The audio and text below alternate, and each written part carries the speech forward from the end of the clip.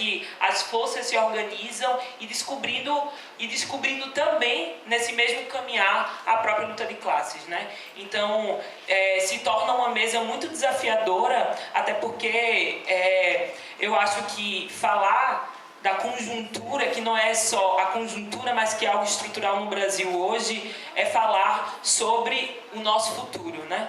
Então, eu não deixaria de terminar, né, sem falar sobre isso, assim, sobre esse desafio, essa dificuldade, mas também essa esperança que me acende na medida que eu ocupo esse lugar para falar para outras tantas pessoas. Porque às vezes a gente acaba falando dentro da universidade como alguém ativo dentro da organização do movimento geral dentro da universidade, como uma pessoa ativa. Às vezes a gente acaba se cansando porque a gente fala sempre para nós mesmos, né? O movimento estudantil aqui dentro da universidade, né, é uma dificuldade organizativa, porque como bem a companheira falou, faz 7 anos que a gente não tem um DCE. Faz 7 anos que essa universidade não consegue ter uma cultura política que abra a possibilidade de discutir e de disputar o que são as nossas consciências de nós estudantes aqui dentro da universidade.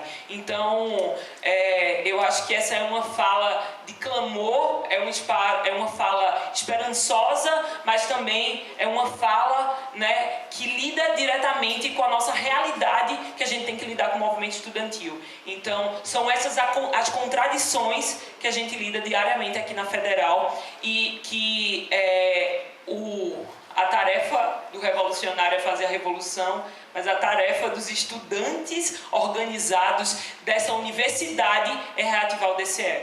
Há aqueles que acham que não, né? Que DCE é para quê? Mas a gente sabe a diferença que faz. Eu sei que tem umas perguntas para resolver, mas, enfim, eu vou, só falar. A gente vivenciou esse processo de ocupação, né? E no final do processo de ocupação, que quase 11 centros ficaram ocupados aqui dentro da universidade, né? Enfim, nesse boom que foram as ocupações do ano passado, que na medida que se acaba também a possibilidade de derrotar o governo, né? Fora Temer, né? Enfim, desse processo, dessa derrota que a gente está vivendo em relação às reformas aprovadas, em relação a esse processo desse conservadorismo se colocando para a gente de forma expressiva. E aí, ao final desse processo de ocupação, a gente tem um processo de criminalização da luta que nos coloca dentro de pessoas que lidam, né, com a nossa realidade, que é enquanto estudante, como uma possibilidade, como a criminalização da luta aqui na Federal, que é o processo que está rolando aqui na universidade, das pessoas que, enfim, 6 pessoas foi dada a sentença agora, né, pela reitoria, que 6 pessoas vão ficar 6 meses afastados da universidade pelo simples fato de lutar, né? De lutar por uma educação pública, gratuita, popular, de qualidade. Enfim, e somos nós esses sujeitos que nos enxergamos no movimento geral da classe. Enfim, como a companheira falou aqui. Então, antes de falar do partido A ou B, o JC,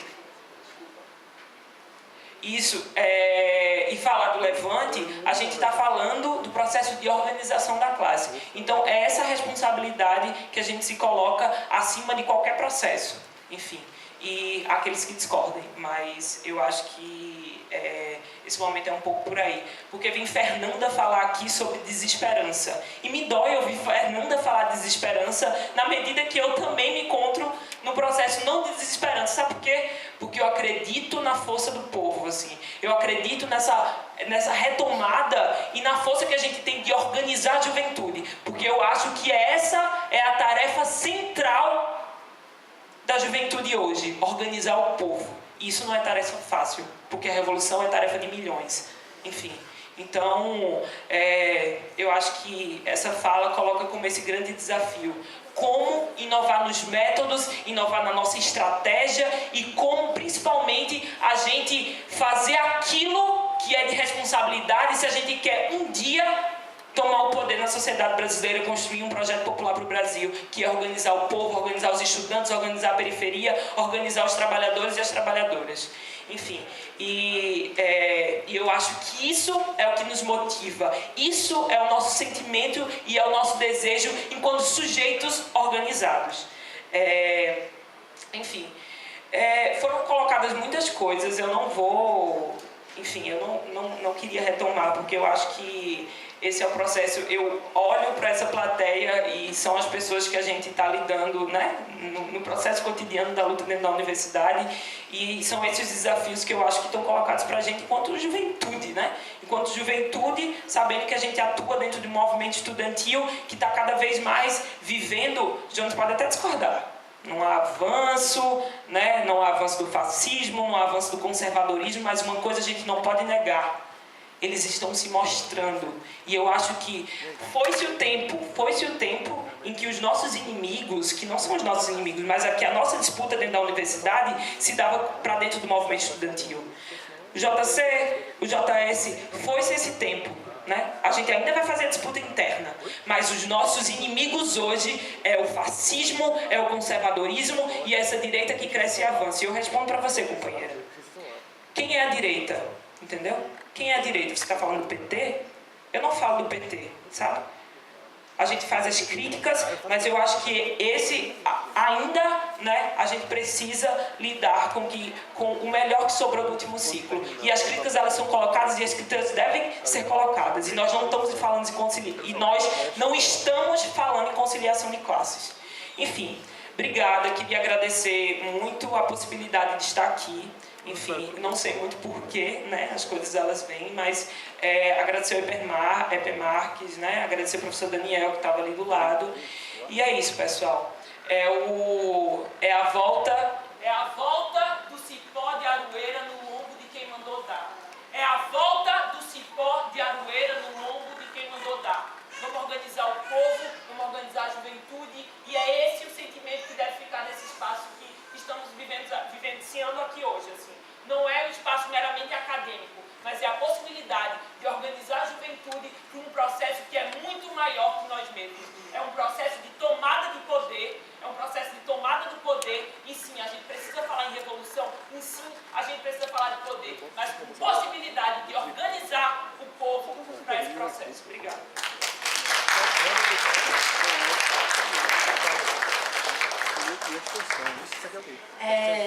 Eu queria partir assim da colocação da Fernanda, porque é muito osso mesmo que a gente está vendo. E eu participei de todos os processos de luta que você listou do outro lado do país, mas participei também.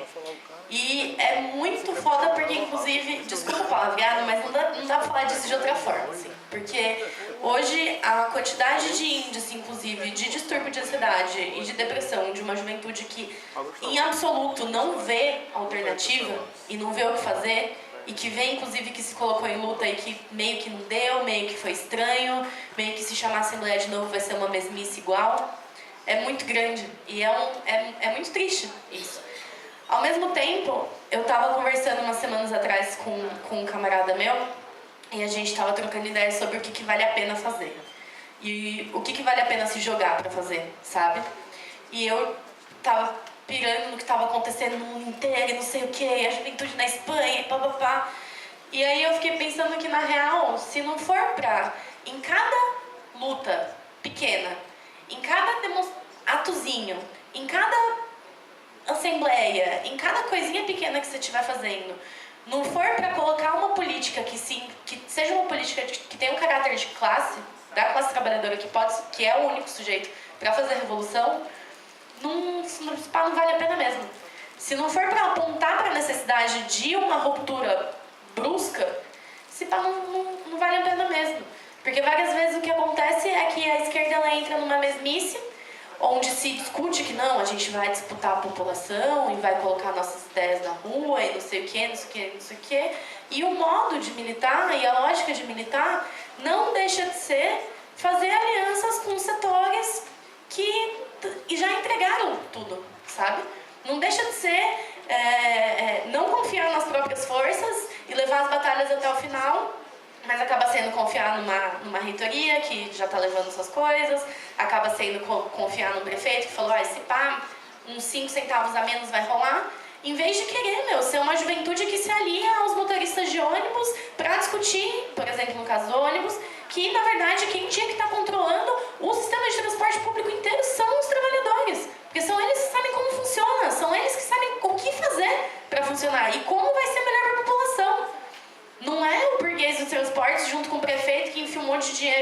bolso do burguês dos transportes, sabe? E dentro disso, inclusive, pensar, por que não anima ir pra frente Brasil Popular, por exemplo? Não anima sentar junto com a Gleisi Hoffmann, com a galera que, vende nossos direitos. Da onde veio essa direita? Da onde veio o Temer? Quem que abriu espaço pra direita golpista? Foi o PT. Desculpa, mas foi o PT. E com isso a gente tem que encarar com muita seriedade, para pensar sim, quem vão ser nossos aliados, quem são nossos inimigos. E não estou falando que o PT é a direita. Não estou afirmando isso. Mas estou falando que o PT abriu todo o espaço que ela precisava. Assinou Carta Brasil-Vaticano, botou gente em todos os lugares. E nesse sentido também entender que as mobilizações que aconteceram contra o golpe no ano passado, que o PT inclusive não colocou suas forças na rua, e a responsabilidade por a greve do 30 de junho desse ano não ter sido uma greve que pôde derrotar as reformas ou derrubar o Temer, é do PT.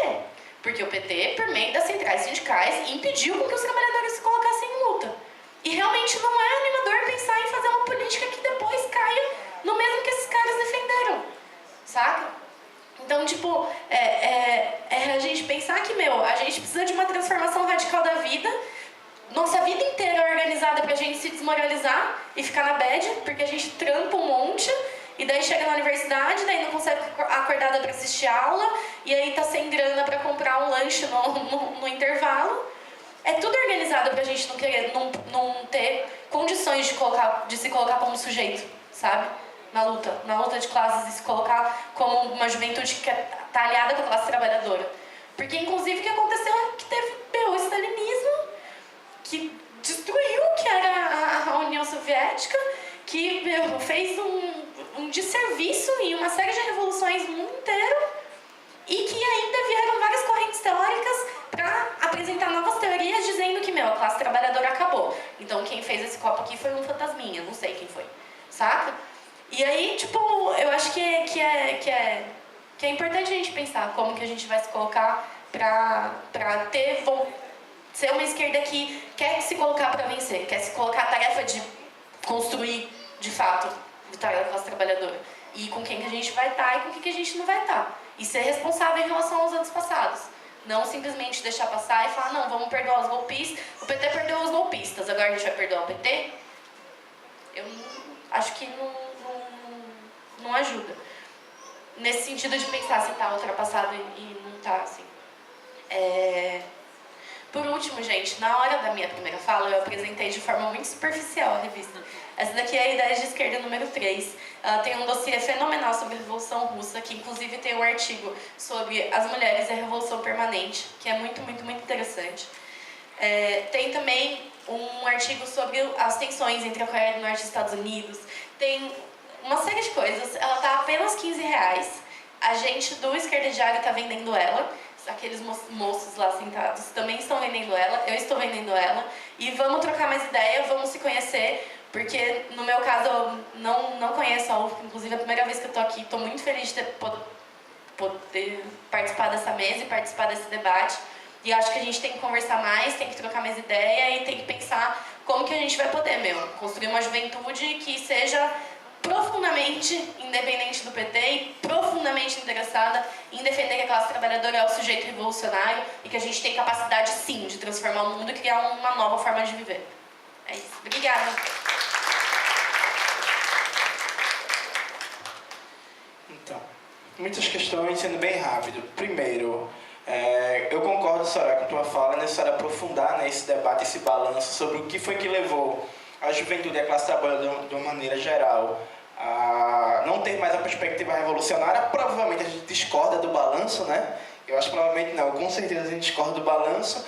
E aí eu recomendaria para a galera que está aqui ouvindo, a disposição de ouvir até agora, que se quiser ver um balanço que eu acho muito bom, de onde foi que a gente errou no século XX, tem um livro do Domênico Losurdo, que é Fuga da História, Revolução Chinesa, a Revolução Russa e a Revolução Chinesa vistas de hoje.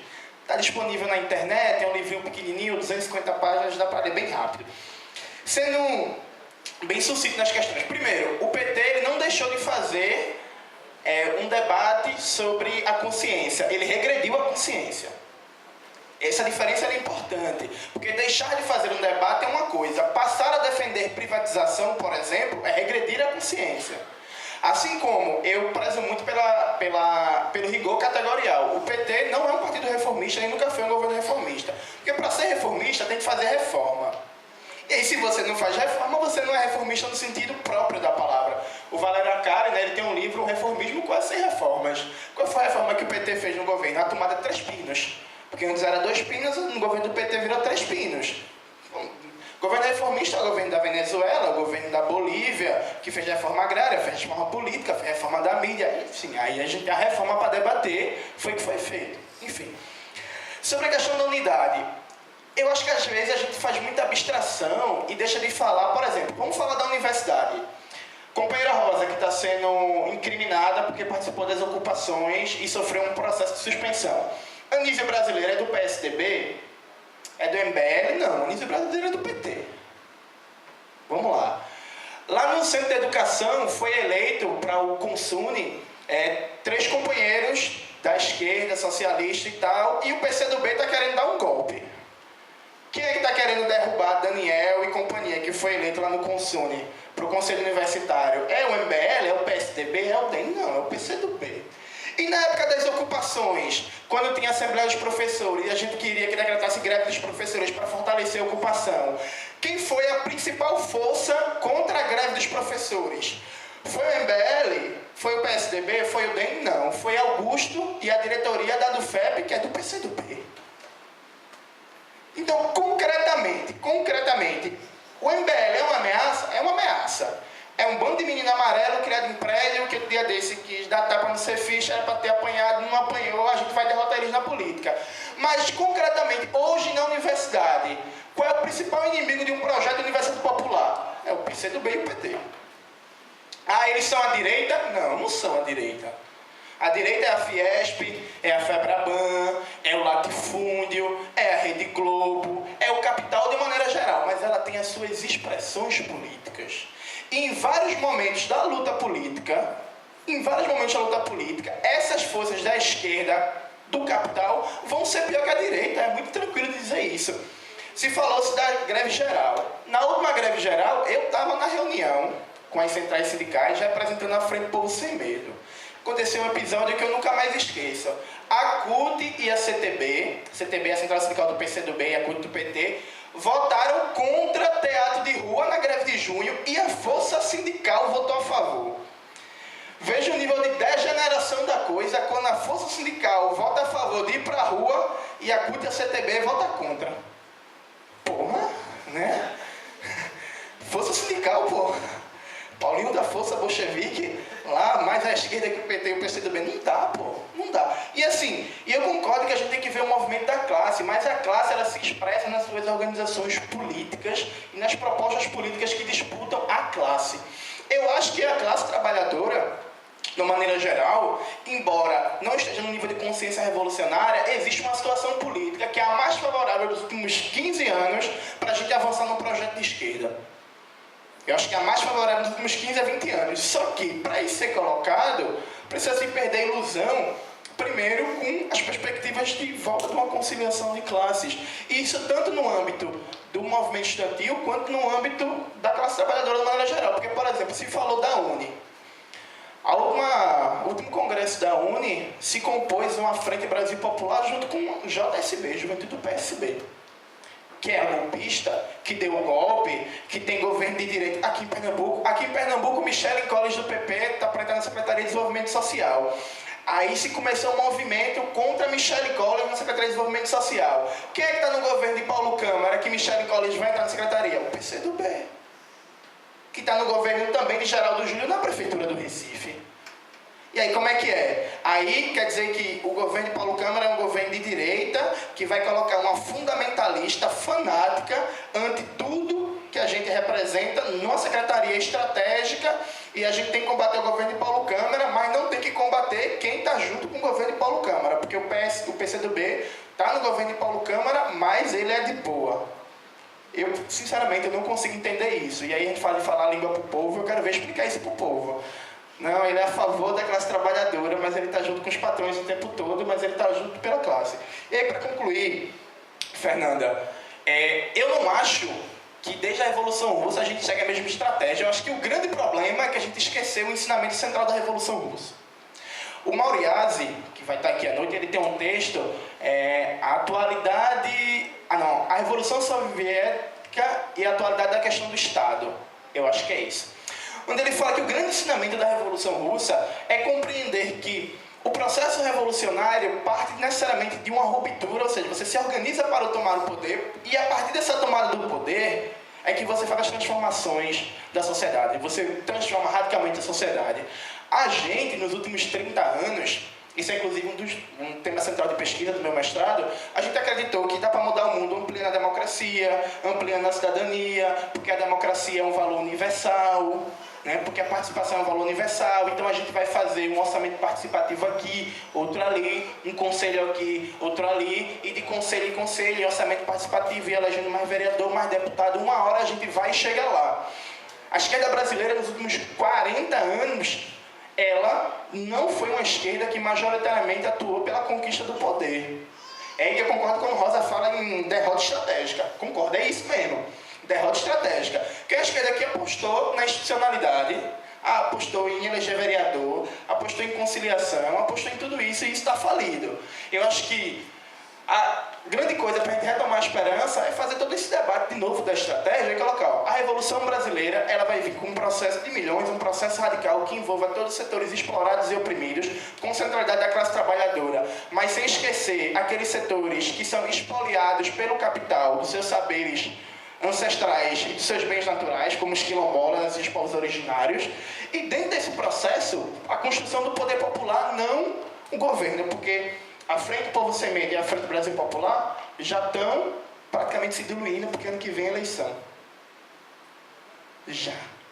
Ano que vem é eleição, as frentes estão se diluindo. Então não dá, né? Não dá. Não dá para a gente pensar a estratégia política de eleição em eleição, não dá para a gente pensar que, a depender do governo A ou B, a gente vai mudar com a relação de forças. Tem que ter uma estratégia de longo prazo, tem que colocar no horizonte o poder popular, tem que colocar no horizonte a revolução e tem que demarcar muito bem que quem criminaliza o movimento social, quem se alia com a direita, quem está junto com o latifúndio, quem está junto com os bancos, quem está junto com o grande capital industrial, não é esquerda, é inimigo de classe e tem que ser tratado como tal. Obrigado.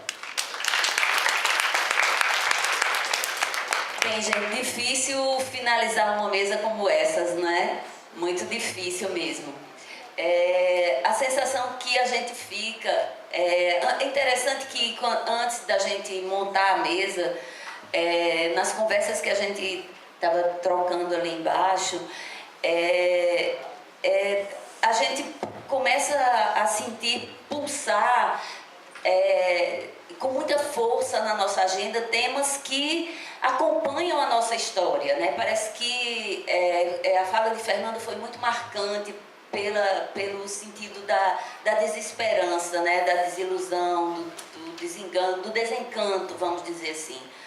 Mas é muito interessante a gente pensar, e aí eu quero só, para finalizar mesmo, dizer para vocês que quando eu iniciei minha militância política aos 15 anos de idade, eu enfrentava no debate político e posteriormente aos 18, né, quando entrei na universidade, quando a gente deu os primeiros passos para a fundação do PT, quando a gente enfrentou para isso forças poderosíssimas da esquerda tradicional no Brasil, né? Enfrentou exilados, pessoas com grande representatividade política que diziam: vocês são as crianças, são os meninos, o que vocês entendem de política para vir aqui propor a construção de um partidinho de nada, que não vai ter voz nenhuma, que não vai ter espaço nenhum, né? E nós, de maneira muito aguerrida, enfrentamos essa tarefa não porque imaginávamos que era aquele contexto que se daria a formação de um grande partido revolucionário no Brasil, mas a gente construiu uma central sindical, recompôs a União Nacional dos Estudantes, a União Metropolitana dos Estudantes Secundaristas, né, da qual eu fui parte da primeira comissão provisória.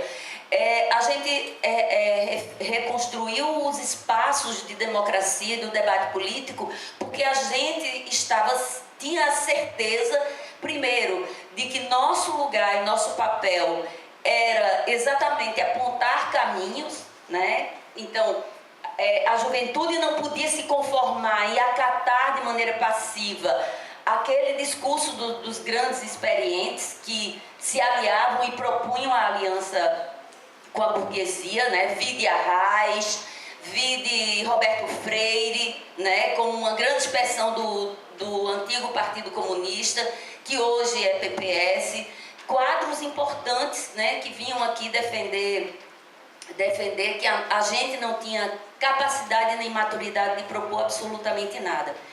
E o que a gente vê aqui não é nada novo. O debate rico que a gente instituiu aqui hoje à tarde não é um debate nem da minha época, nem da época de hoje, nem da época da Revolução Russa. É um debate que acompanha a história da classe trabalhadora. A discussão da independência de classe, do sujeito revolucionário, de quem são os aliados, né, no processo revolucionário, é uma discussão que acompanha a construção da própria classe trabalhadora desde o cartismo, né? E que vai, sem dúvida alguma, nos acompanhar.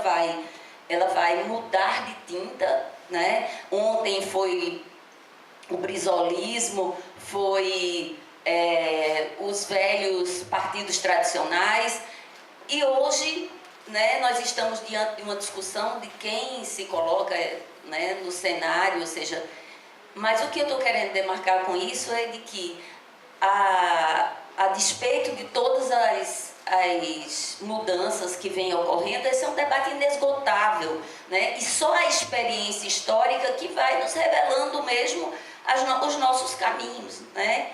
E afirmando e mostrando de maneira muito clara quais os caminhos a seguir. E as escolhas são individuais e coletivas, né? Então, acho que por isso que é importante a gente dizer, um momento como esse não se encerra em si mesmo, né? Ele é para muitos um primeiro momento, é para tantos mais um, e será, sem dúvida alguma, um passo a mais na longa construção de alternativas para a Revolução Brasileira, né? Para os caminhos da Revolução Brasileira. Então é isso, gente. Eu agradecer mais uma vez a quem... agradecer mais uma vez a quem ficou aqui até o fim, né? E a gente quer desejar uma boa permanência na UFPE para o debate da noite, e a Amanda, que é da organização do evento, também vem dar um aviso aqui para vocês. Obrigada e boa tarde para todo mundo. Gente, só para quem ainda não pegou a programação, é só chegar aqui no credenciamento e pegar, porque agora tem mais. Principalmente para quem vai apresentar os trabalhos amanhã.